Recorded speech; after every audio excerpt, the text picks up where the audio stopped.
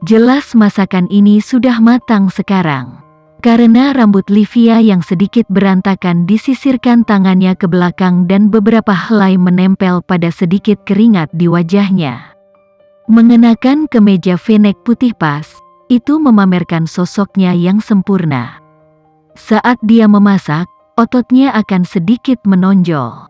Celana olahraganya tergantung sangat rendah di pinggulnya, hampir memperlihatkan V lainnya yang dalam. Dia bertanya-tanya apakah mungkin secara manusiawi terlihat sebagus ini di pagi hari. Demi Tuhan, bagaimana seseorang bisa terlihat sebagus ini saat memasak? Livia merasa seperti orang jorok. Dia tahu rambut dan pakaiannya tidak dalam kondisi terbaik dibandingkan dengan 25/8 penampilan Adonisnya. "Kamu sudah bangun," Varontan berkata ketika dia berbalik sambil memegang panci di tangannya. Di sisi lain ada spatula kayu yang siap membalik pancake. "Aku tidak yakin apa yang biasanya kamu makan untuk sarapan, jadi aku membuat semuanya sedikit." Dia menjelaskan, menunjuk ke meja yang penuh dengan makanan. Ada bubur, nasi goreng, mie sarapan, French toast, dan telur dalam berbagai bentuknya. Dia dengan waspada menatapnya. Serius, kenapa dia begitu sempurna? Apakah dia dilahirkan seperti itu? Dia tidak bisa menahan perasaan aneh di sekitarnya. "Sarapan belum siap. Aku masih harus menyelesaikan memasak panekuk dan wafel. Tapi sementara itu, Mbak Kanti bisa mengantarmu ke kamar mandi." Saat itu, seorang wanita muda melangkah maju. Dia mengenakan seragam hitam dan putih yang cocok untuk seorang pelayan. Pada pandangan pertama, dia memancarkan cahaya yang terlalu kuat untuk menjadi pelayan sederhana. Livia berhenti ketika dia melihat betapa cantiknya wanita ini. Dia tampak menggemaskan dengan wajah kecilnya, mata rusa betina, dan senyum yang memamerkan lesung pipitnya. Seorang pria seperti Varontan pasti akan memiliki kualifikasi yang lebih tinggi daripada majikan normal. Dia bertanya-tanya apakah penampilan fisik adalah bagian dari kriteria perekrutan. Ketika Livia tidak menjawabnya, dia mengangkat alis. Apakah semuanya terlalu berlebihan untuknya? Ini hanya sarapan, dan tubuhnya yang lemah membutuhkan lebih banyak makanan. Dia sepertinya terlalu memikirkan sesuatu. Apakah semua baik-baik saja?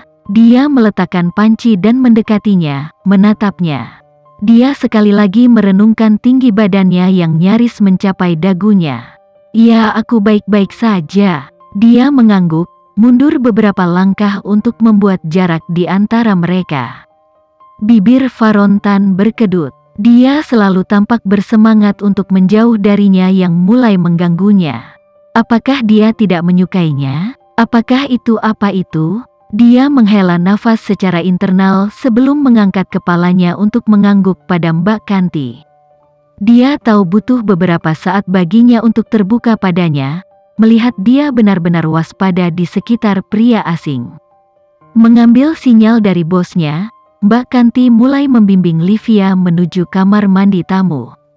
"Lewat sini, Nona." Livia tanpa kata-kata mengikuti pelayan itu sampai dapur dan ruang makan tidak terlihat. Saat dia berjalan dengan pelayan, dia melihat punggung kaku wanita itu. Mbak Kanti dengan marah menggertakkan giginya.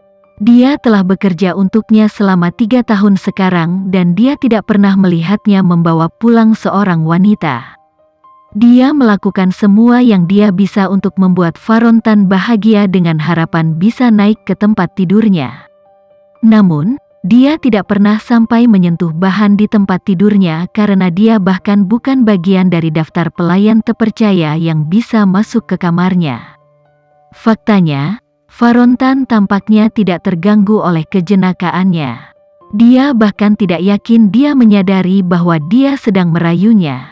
Dia tidak pernah peduli pada wanita lain selain adik perempuan dan ibunya. Tapi kali ini, dia membawa pulang seorang tamu wanita. Dan pada kunjungan pertamanya, dia bahkan harus menginap sepanjang malam di kamarnya. Untuk menambahkan pukulan terakhir, dia menghabiskan sepanjang pagi memasak semua jenis sarapan untuknya, sesuatu yang jarang dia lakukan. Mbak Kanti beruntung dia berjalan di depan Livia sehingga dia bisa menyembunyikan cemberut di wajahnya. Dia telah melihat cara Livia secara terang-terangan menjauhkan diri dari Varontan meskipun dia tampak terpesona olehnya. Kesal dan marah, dia lupa tentang jendela reflektif yang mengungkapkan ekspresinya. Livia melihat ekspresi marah pelayan itu. Dia tidak perlu menjadi jenius untuk mengetahui bahwa dia adalah salah satu pelayan yang mengira mereka berada dalam dongeng dan bahwa mereka dapat menipu majikan mereka yang kaya untuk menghujani mereka dengan kekayaan menggunakan tubuh mereka. Dia mengerutkan kening, hampir menyilangkan tangannya. Pembantu dapat mencoba semua yang dia ingin merayunya. Selama dia sopan terhadap Livia, dia bersedia mengabaikannya. Tapi ada perasaan menggerogoti dalam dirinya yang mulai terganggu dengan ide itu. Dia memiringkan kepalanya dengan bingung karena ledakan kemarahan yang tiba-tiba. Ini adalah sikat gigi cadangan yang bisa kamu gunakan dan ini handuknya. Mbak Kanti dengan kasar menyerahkan perbekalan kepada Livia, hampir menyerahkan semuanya ke tangannya. Livia merasa alisnya terangkat karena terkejut, ada api kecil di dalam dirinya. Dia mengingatkan dirinya untuk tetap berkepala dingin. Dia tidak ingin membuat keributan besar di rumah orang lain, terutama ketika pelayan itu bukan miliknya. Oh, dan ini cangkirnya. Tuan Tan tidak suka berbagi sesuatu dengan orang, jadi buang saja nanti. Mbak Kanti meletakkan cangkir itu ke wastafel marmer, itu berdenting dan mengeluarkan suara keras. Dan ini pakaian cadangan untukmu. Dia melemparkan pakaian ke meja. Livia menggertakkan giginya untuk menekan amarahnya. Tangannya gatal ingin memukul dan menghukum pelayan itu. Jika ini adalah wanita manja dan angkuh yang sama dari 2 tahun lalu, dia tidak akan ragu untuk menghukum seseorang seperti Mbak Kanti saat itu juga. Baginya, menyakiti seseorang semudah mengedipkan mata. Dia bahkan tidak akan mengedipkan mata untuk menamparkan wanita konyol itu. Dia dulu bisa mendapatkan sosialita dari keluarga kaya di bawah kendalinya. Pelayan tanpa dukungan akan menjadi permainan anak-anak untuknya. Tapi dia mengingatkan dirinya sendiri bahwa ini bukanlah apa yang dia pelajari dalam 2 tahun setelah dia menghilang. Konselornya memperingatkan dia untuk tidak pernah menunjukkan emosinya yang sebenarnya kepada orang lain. Semakin tenang badai, semakin besar kekacauan. Dia berkata pada dirinya sendiri bahwa dia tidak perlu terlalu sibuk memikirkan sesuatu yang kecil seperti perlakuan mengerikan ini.